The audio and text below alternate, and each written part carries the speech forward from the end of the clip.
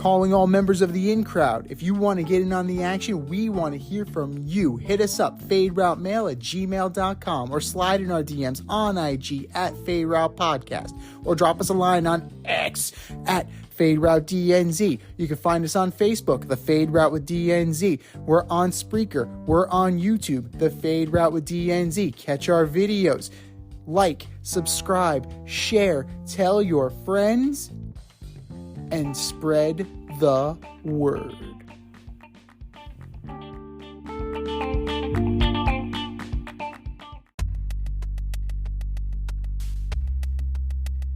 Order up!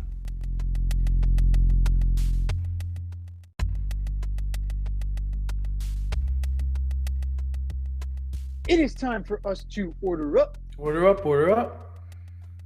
For those of you that follow, it's officially here. Pitchers and catchers have reported. Spring training is here, which means opening day is right around the corner. However, we have plenty of top quality Major League Baseball free agents that are still unsigned. So we are going to order up our top available free agents in Major League Baseball from 5 to 1. Who you got, D? All right, well, first up, I'm going to keep it easy. I'm going to keep it real. And I'm going to say Cody Bellinger. I know last year was an outlier. I know the days of him hitting 50 home runs are over, but he's still a solid outfielder. He can play first base. He can tear the cover off the ball. He can bat 250, 260. And maybe going back to the Cubs is the answer. But he's who I got at 5, right? And then at 4, I got Jordan Montgomery. World Series winner, played for the Yankees. I believe he had a 2.83 ERA, of course, across 98 innings last year. He's a lefty. He brings a lot, and I liked him on my fantasy team last year. I like the way he pitches. I like the way he plays. Number 3, this one I'm surprised this guy is still available. How about JD Martinez? Can I interest you in 100 RBI? Can I interest you in that? Because that's what he had last year. I think he had 104 RBIs. He's still a good hitter. It's his primary job nowadays. And I think the Phillies would be stupid not to add this guy to their lineup, because this is what the Phillies do. They just smash the cover off the ball. Number 2 is your boy Matt Chapman, third baseman, 30 years old. I think he had 26 home runs last year. Solid player.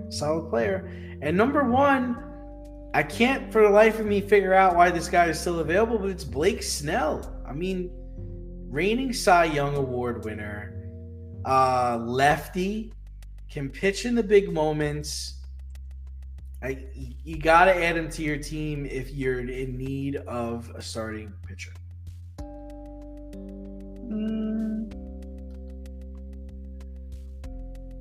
Pretty good choices. I mean, Snell is Snell is scary because you're looking at, yes, there's a 2.25 ERA, but he's also not that far removed from a 3.38, a 4.20, a 4.29 ERA in 2019.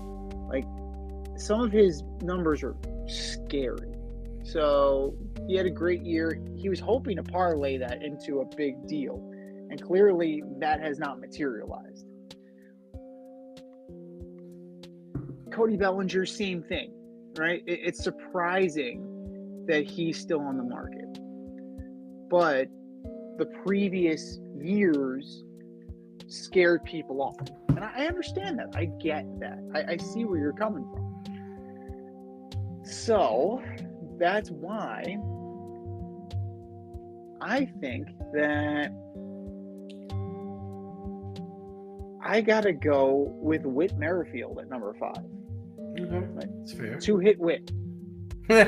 Contact hitter, right? That's what he does. I would argue he's this generation's Michael Young.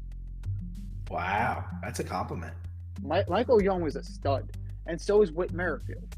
Right? The same way Michael Young played in relative obscurity in Texas, Whit Merrifield played for years. Remember Hank Blaylock? Oh my God, Hank Joe.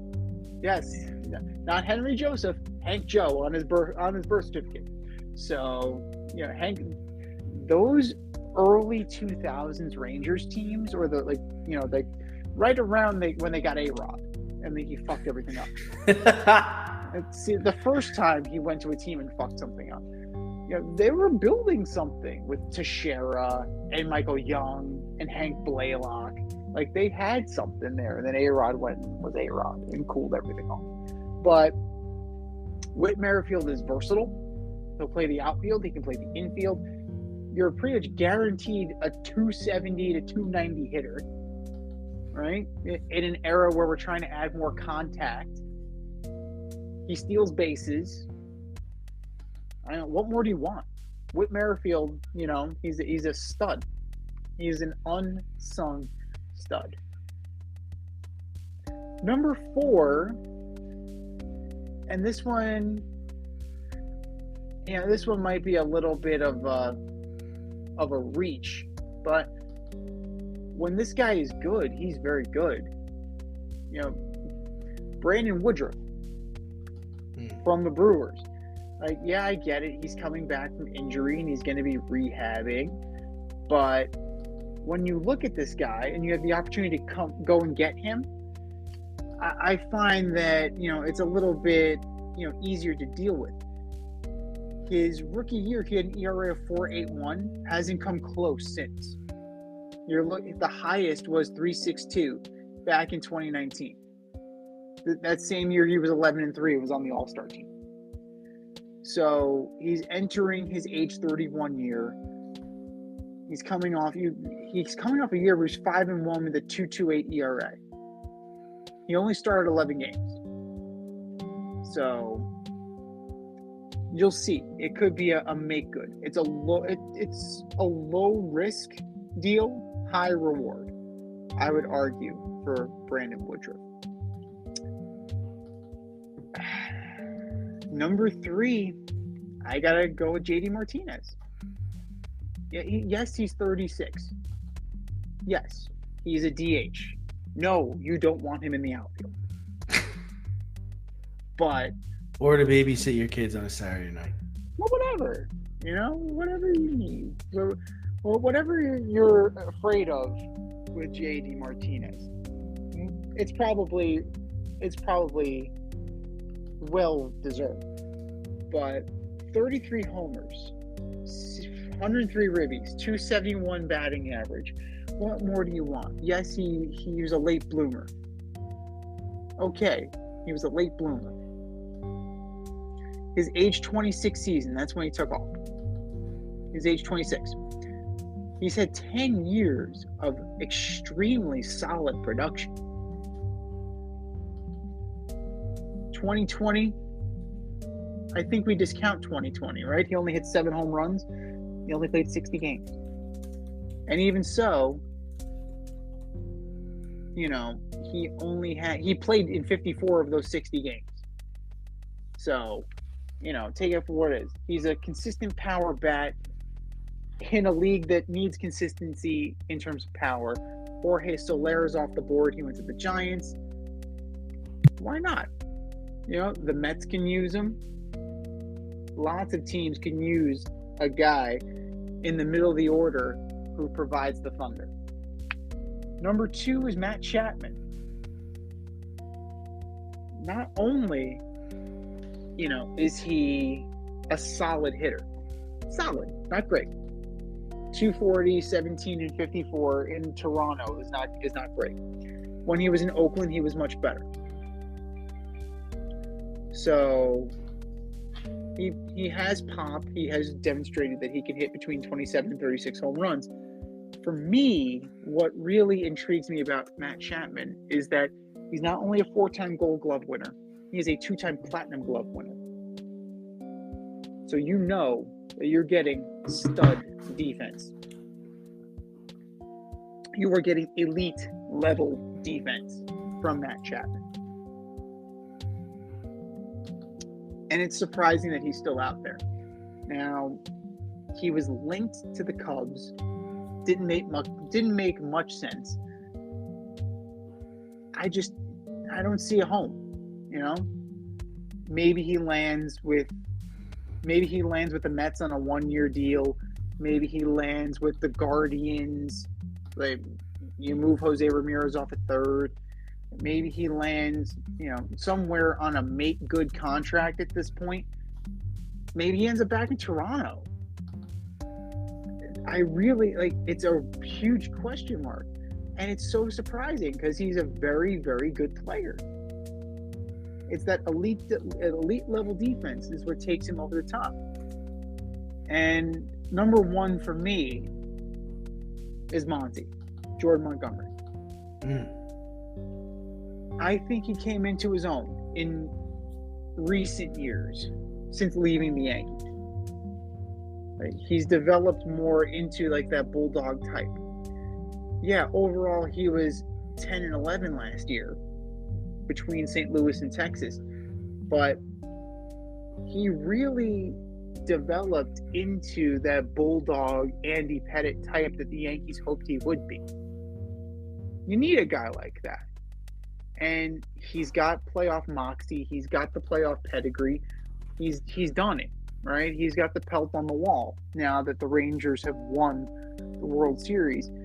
And it doesn't seem like there's a reunion coming anytime soon. And I find that interesting. The Rangers are done spending. But I think that Jordan Montgomery would be a fine addition to any major league rotation. The question is, at this point, what's the offer going to be? Is it another case where he's going to have to take a short-term deal to kind of figure out what he wants to be and where he's going to go?